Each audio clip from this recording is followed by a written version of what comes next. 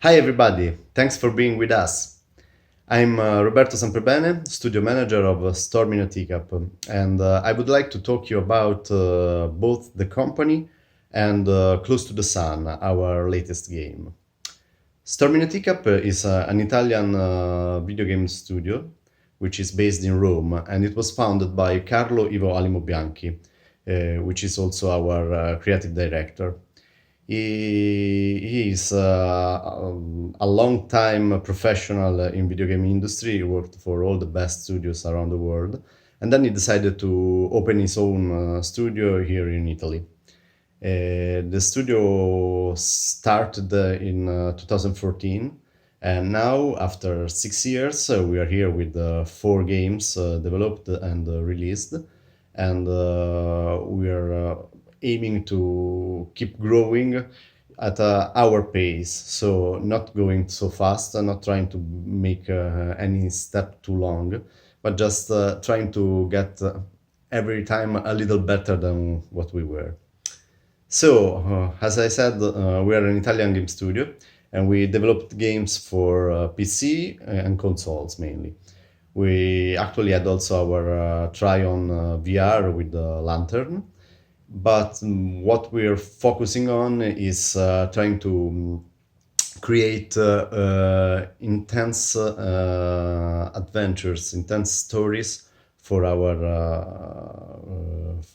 players. So we started with Nero, and it was an adventure that was at first an exclusive for Xbox One, and then was distributed also on Steam and on PlayStation 4.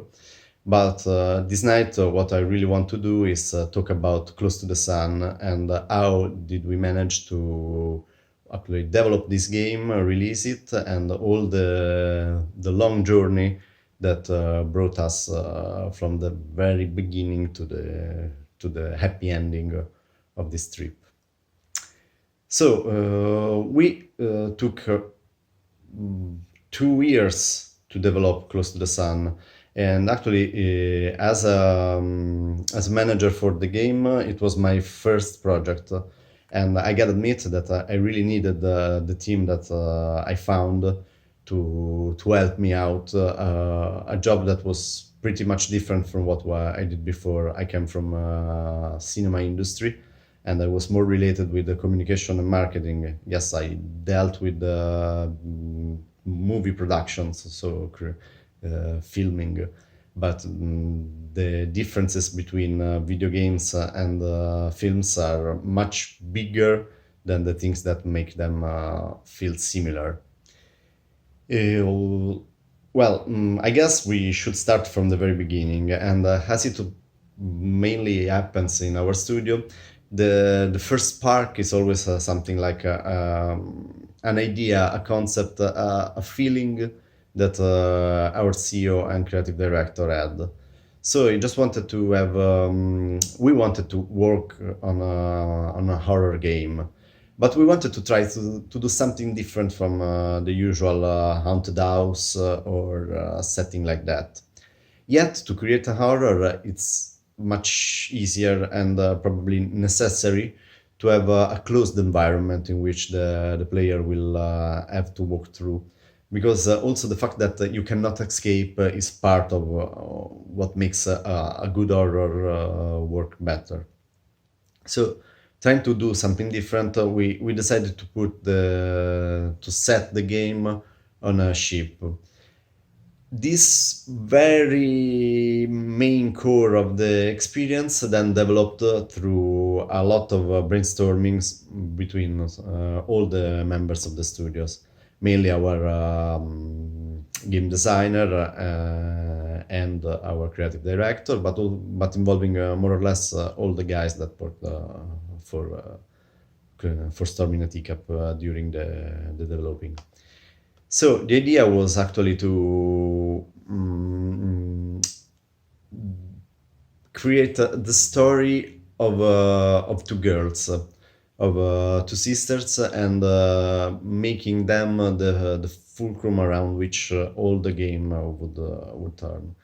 Yet we wanted not just to create a game, but to create a narrative universe that could be lively, that could give all the people that feeling that what they were experiencing is just a part of a bigger situation. And starting from these small points, actually, we managed mm, to understand that the story had to be much deeper. Moreover, another point that we felt important was to creating a steampunk environment.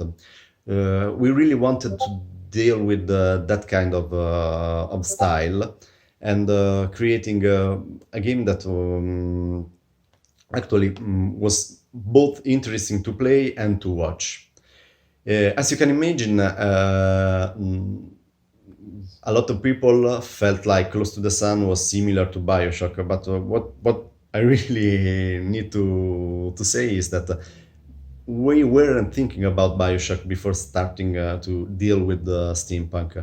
Yet, since Bioshock is probably the most important milestone in video game history about using steampunk style, uh, and considering that that specific kind of style is very peculiar, the similarities with Bioshock came out pretty quickly, and yet that was an aspect that we were worried about because the kind of game that we were creating was not a first-person shooter, and of course we didn't have the strength to create something like that.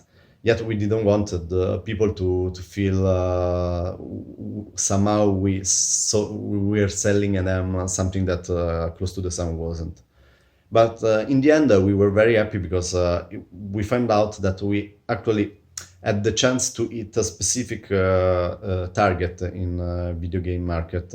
So there are a lot of people that actually were interested in exploring the environment, losing the sense of time while they were going around, without the need to have a very strong action in the game. But we will get to that. Before we started to think about the story, and all the pre-production of the game took quite a bit of time because we had mm, to get along with the story, trying to understand how to make it work, how to generate that kind of mood and emotions that we were seeking.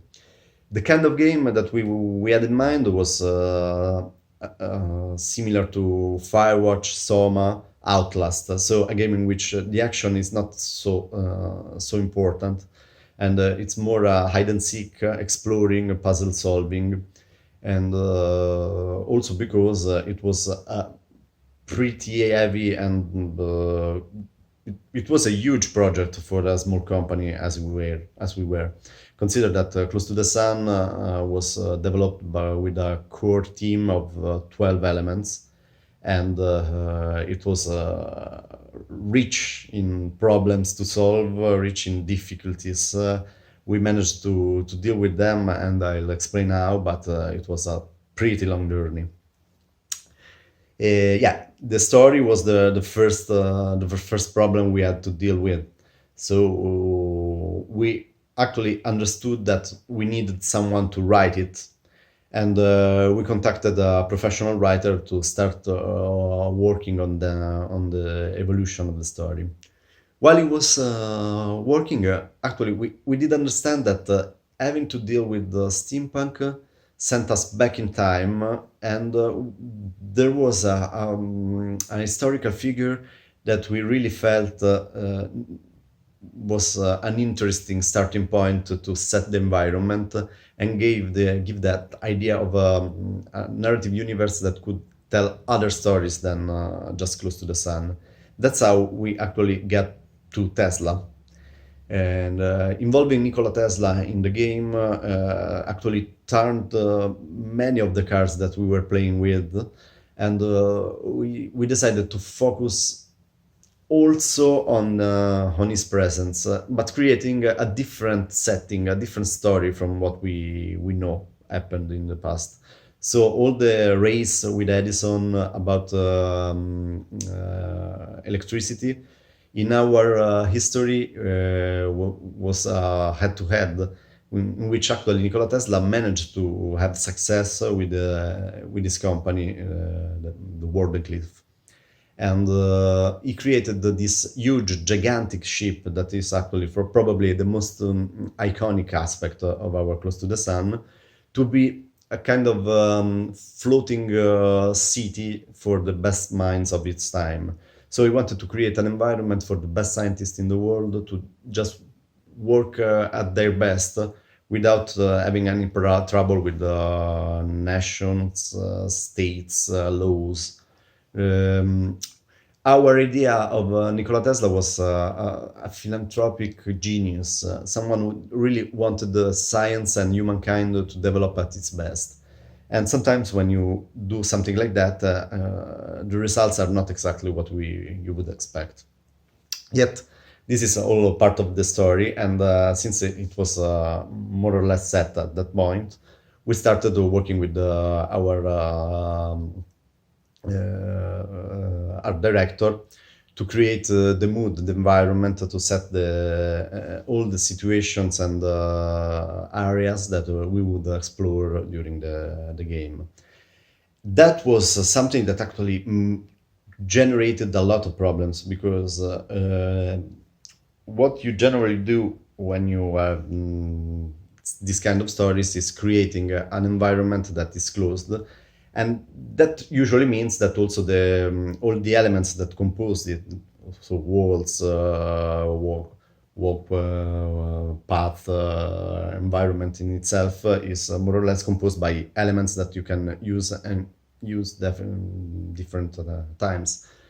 While deciding to set the game on a huge ship, we had to create a lot of different environments, and that made the production pretty long and pretty hard because we had to not only to create the maps but also to fill them with completely different environments, starting from the wall, getting to the last prop on the scene.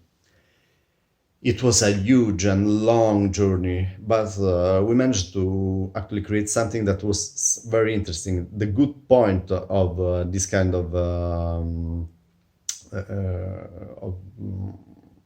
of flow was that each and every environment is very specific. You know for sure where you are just having a look at it.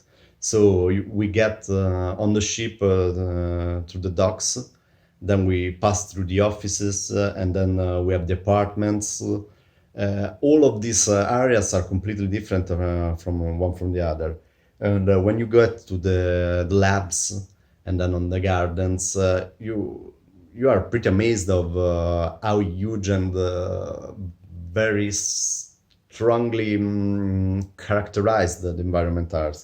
Getting to the theater, that is probably our pearl, our best environment in terms of aesthetics.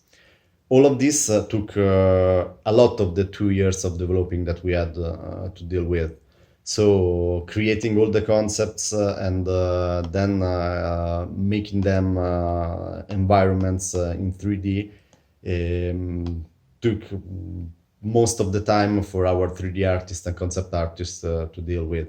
Consider that the concept artists were also involved in all the documentation that you can find on the ship, all the posters that you can see on the walls. We had to create a real life environment where a lot of people were working, living, having fun, and that meant also that we had to create a lot of side stories, even small sometimes. You can just create them,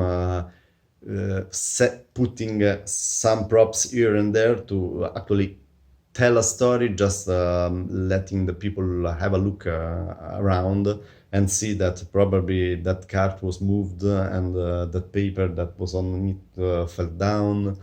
And then also we started dealing with the idea of creating ghosts.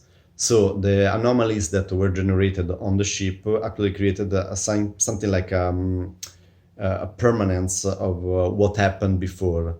And here and there, our main character was able to see all these shadows of the past, dealing with their usual everyday life, or with the problems that happened on the ship before we got in it.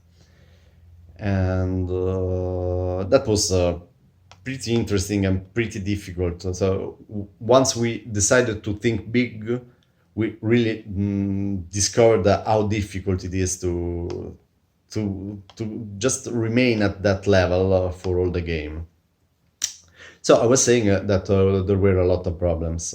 First of all, having a small team, that means that so many environments, so many situations, so many props to create meant a lot of concepts to be drawn, and then a lot of 3D models to be created.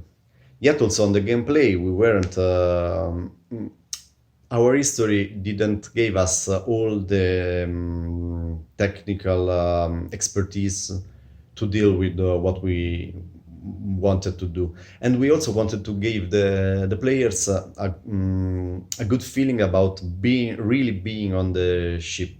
That's why, for example, our main character is not just a capsule going around, but she has a full body that you can actually see looking down to your body. This was very good in terms of feeling, because you could just see her dealing with the environment and actually performing actions. On the other hand, that meant that you couldn't give what a lot of players asked for, so the setting for the field of view, because being our character full but without a head, if you had to move the field of view, we actually could have some problems making it clear that that wasn't there, and moving the camera would have been much more difficult. Uh, on another other aspects of this were other technical difficulties were, for example, related with animations. So at the time, we didn't have an animator in studio, and for the kind of situation that we wanted to deal with, what we really needed is to were specific animations. For example, spoiler alert: there's a monster on board, and his animation was actually created in Germany, and we had to deal with all those aspects of mainly mainly the expensive aspects of creating a live action animation for all the situation that in the during the game Rose assists to. While for normal body animation, we try to deal with both with programs that gave us the chance to work on them, and later on we actually got an animator on board to fix all the small aspects that remain to deal with. Clearly those were costs that we had to cover, and made the total budget grow probably more than we expected at the very beginning. Probably the most important aspect for a horror game is the audio. So both music and effects and dialogues were extremely important for Close to the Sun. At the very first, in the very first time, we actually created our own dialogues, so recording our voices according to what the script was, and then we put our voices in the game just to manage the timing and to understand how should have we cut them. So the first thing that happened to us was discovering that a lot of dialogues were far too long to make the gameplay experience flow without problems. Having long dialogues meant that when considering that the player wouldn't stop and stare waiting for the dialogue to end, the triggers that enabled the new dialogues had to be far enough to avoid to make one start while the other wasn't ended yet. And a lot of situations needed to be correctly timed to start, and that was, let me say, a pain in the ass, because you really have to go through around again, again, and again, until you're sure that each and every important situation starts and ends in the correct timing. It was really hard. It was tough, and it was also painful for the writers, because all the good dialogues, all the good words that they choose had to be cut, changed, adapted to what the gameplay needed.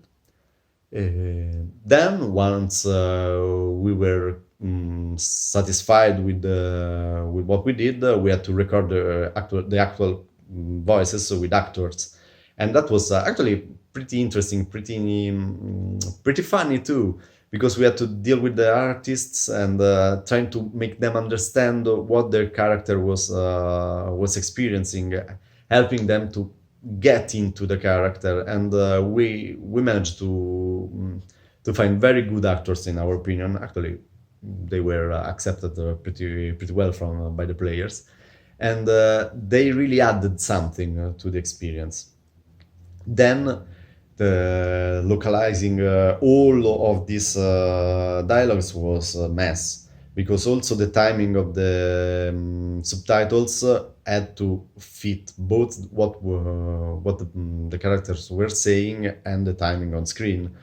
And for many different languages, in the end, in Close to the Sun, there are more than 10. There are 5 languages spoken, and over 10 localization for the text.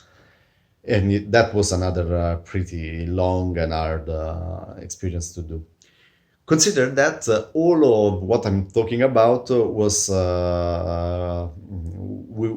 we were doing it while moving from an office to another. So since we were growing in numbers, our first studio was too small to host all of them.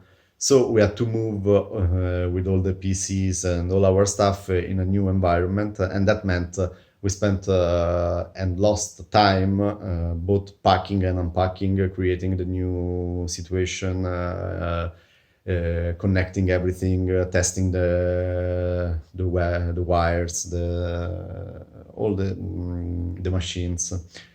This is something that actually we didn't plan to do, and we understood that it was very important to have a plan that could cover that kind of unexpected situations. Um, I told you that we were 12 during the developing. That meant that we had to choose new members of the team. So we had a core team that was with us from the actually. I am one of the new guys. So there was a team that was there from before it, and Carlo did a great job trying to choose the best guys to actually get along with the others and reach the same level in a fast fast enough to don't lose too much time training them. And what came out was one of the best team I ever dealt with, also in other contexts.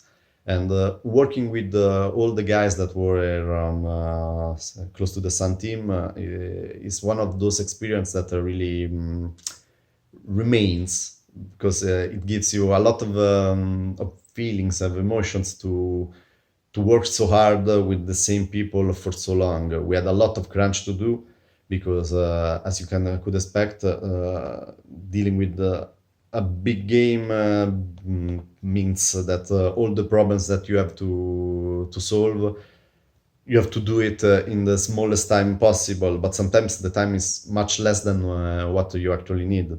And also planning as best as you can, it's sometimes it's not enough to make you get what you need in the correct time.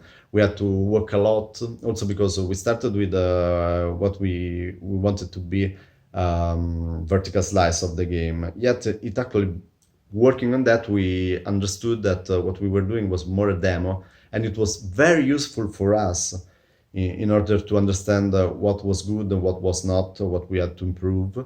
Yet once we finished it, to create the complete game, we actually had to rebuild all those aspects that were created for the demo. And this meant spending a lot of time redoing stuff that we believed were there to remain.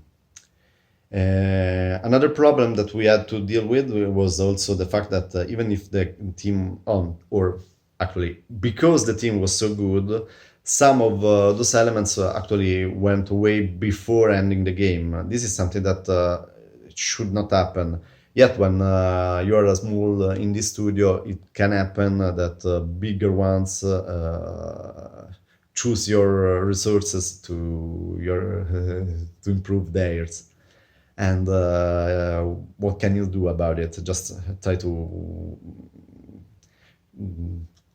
get along with what we all have. And actually, we were happy to see how strong the feelings for the company remained, and actually how most of the people wanted to finish the project before going anywhere else.